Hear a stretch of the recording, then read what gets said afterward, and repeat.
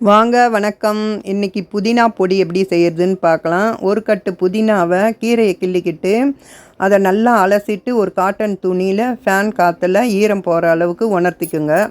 100 gram உளுத்தம்பருப்பு, காரத்துக்கேற்ப காஞ்ச மிளகா, தேவைக்கேற்ப உப்பு, ஒரு கொட்டைப்பாக்கு அளவுக்கு புளி எடுத்துக்கிட்டு ஒரு வாணலில் 2 ஸ்பூன் எண்ணெய் விட்டு உளுத்தம்பருப்பும் புதினாவையும் நல்லா செவக்க வறுத்துட்டு அது கூடவே மிளகா, புளி, உப்பு இது எல்லாத்தையும் வறுத்துட்டு ஆற விட்டுடுங்க.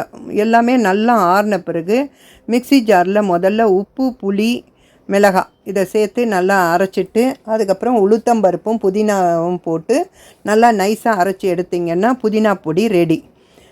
இதை சூடான சாதத்தில் போட்டு நெய் விட்டு சாப்பிட்றதுக்கு சூப்பராக இருக்கும். இட்லி தோசைக்கும் தொட்டுக்கலாம். நீங்களும் உங்கள் வீட்டில் இதே மாதிரி செய்து பார்த்து எப்படி வந்ததுன்னு கமெண்ட்டில் சொல்லுங்கள்.